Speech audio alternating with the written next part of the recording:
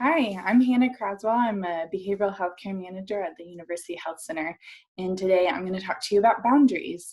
So, what are boundaries? Boundaries are the line between what is me and what is not me. And so, what does me include? Me includes a variety of things. It's your actions, behaviors, it's your thoughts, and things that you're responsible for, things that you will be responsible for, like consequences. So this is everything that's wrapped up in what me is. Boundaries can be invisible. They can also be very physical. And so where do we put these boundaries? Well, today we're going to talk about the concept of space.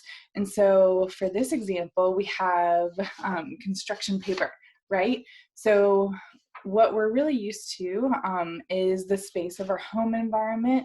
We're used to the space of the campus. We're used to the space of our family's home, of a workplace. So there's lots of spaces where we can put boundaries. And these spaces are where you live, where you experience all those things that are the me, what we talked about earlier.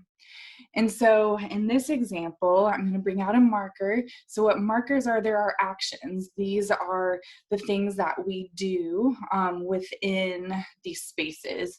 And so I have an example here. This is all the things that I do maybe in my workplace. And so what's so great about this environment is that it already has boundaries for me. I don't have to really define those. When I'm at work, I do work. And when I'm at home, I do home stuff. This is my daughter's drawing. This is what her home life is like, but she has boundaries. And when a big adjustment like this happens, when we're forced to maybe be in one environment, then that's when we really have to start thinking about using our boundaries.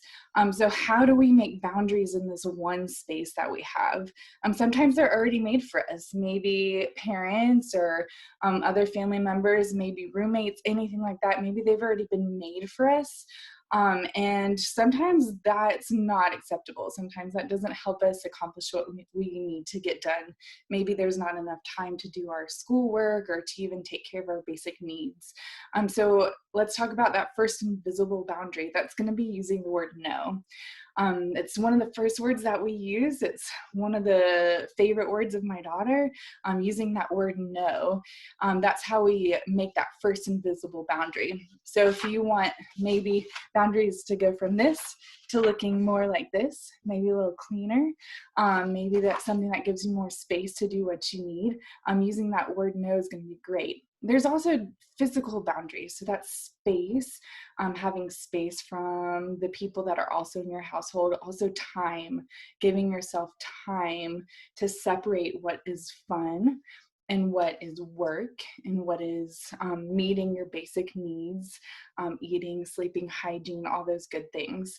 So that's my short talk on boundaries. I hope you can draw them in the best way that you can. And we'll see you next time.